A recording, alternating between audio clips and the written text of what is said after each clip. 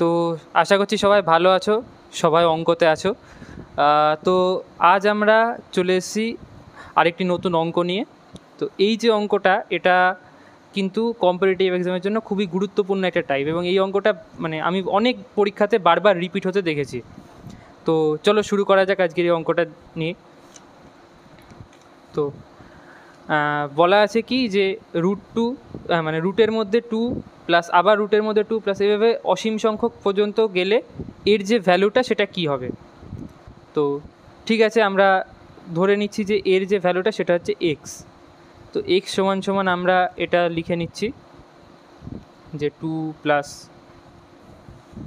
2 plus 2 plus এভাবে করতে করতে অসীম সংখ্যক অবধি যাচ্ছে।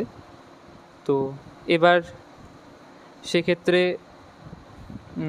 আমরা এবার করি কি, একটু স্কোয়ার করে নিই। তো এটাকে স্কোয়ার করলে তো সেটা ক্ষেত্রে কী হচ্ছে যে 2টা বাইরে চলে আসছে, যেহেতু টোটালটাই রুটের মধ্যে আছে। তো তারপরে তাও সেই অবধি গিয়ে 2 প্লাস 2 আবার রুটের মধ্যে 2 এভাবে যেতে যেতে আবার সেই অসীম পর্যন্ত। তো একটা জিনিস তোমরা লক্ষ্য করো যে এই যে ফিগারটা আর এই যে ফিগারটা, এই দুটোই কিন্তু অসীম অবধি যাওয়ার ফিগার।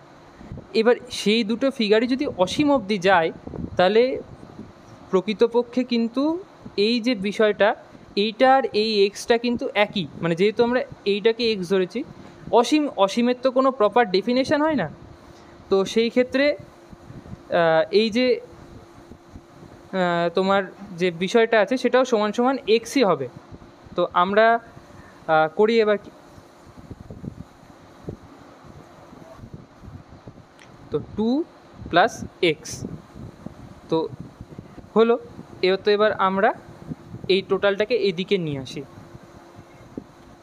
তো এই যে আমরা ভ্যালুটা পেলাম, তো এইবার এটা আমরা কি করব, এবার আমরা এটাকে উৎপাদকে বিশ্লেষণ করব, মিডল টার্ম ফ্যাক্টর করব যেটাকে আমরা বলি।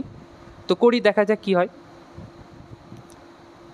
2 মাইনাস 1x মাইনাস 2 = 0। তো x square minus 2x plus x minus 2 = 0।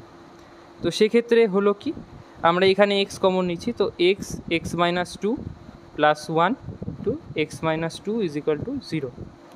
তো এইখানটায় আমরা দুটো মিডল টার্ম ফ্যাক্টর করে আমরা দুটো ফ্যাক্টর পাচ্ছি। তো x plus 1 into x minus 2 = 0। তো এইখান থেকে আমরা কিন্তু এক্সের দুটো ভ্যালু পাচ্ছি, একটা হচ্ছে এক্স = 2, একটা হচ্ছে এক্স = -1। তো এখন আমাদের প্রশ্ন উঠতেই পারে যে এই যে দুটো ভ্যালু, এর মধ্যে কোনটা আমরা টিক মারবো। হয়তো দুটোই থাকবে, কিন্তু এই দুটোর মধ্যে কোনটা আমাদেরকে টিকটা মারতে হবে। পরীক্ষায় তো আমাদেরকে এমসিকিউ সলভ করতে হবে। তো সেই ক্ষেত্রে আমাদের মাথায় রাখতে হবে যে যেখানে পজিটিভ থাকবে, এই যে পজিটিভ সাইনটা এটা যেখানে থাকবে, সেইখানটায় আমরা সবসময় এই বেশি যে ভ্যালুটা আছে সেটাকে নেব। যেখানে এখানটায় নেগেটিভ, অনেক ক্ষেত্রে এই জায়গাটায় নেগেটিভ সাইন থাকবে, সেক্ষেত্রে আমাদের এক্সের যে কম ভ্যালুটা আসবে সেটাকে আমরা এইটা গ্রহণ করব। তো এই জন্যে এখানে যেহেতু আমি পজিটিভ সাইন দিয়ে অঙ্কটা করছি, তো সেই জন্যে এক্স = 2টাই অ্যান্সার হবে। আর এখানে যদি নেগেটিভ সাইন থাকতো তাহলে যে ভ্যালুটা মানে সবচেয়ে কম যে ভ্যালুটা আসতো সেটাকে আমরা নিতাম। তো এক্ষেত্রে আমরা এই এক্স = 1টাকে ধরবো না, আমরা এক্স = 2টাই আমাদের হবে অ্যান্সার। তো আজকে এই অবধি। তো এই যে ভিডিওর যে ক্যালকুলেশনটা করলাম, যা থাকলো এই টোটালটাই আমাদের যে এই যে ভিডিওটা ছাড়া হবে তার যে ডেসক্রিপশান বক্স, সেখানে এই অঙ্কটার যে পিডিএফটা থাকবে তার লিঙ্ক দেওয়া থাকবে। তোমরা এই যে টোটাল ক্যালকুলেশনটা সেইখান থেকে তোমরা ডাউনলোড করে নিতে পারবে। ব্যাস, এই অবধি আজকে। সবাই ভালো থাকবে।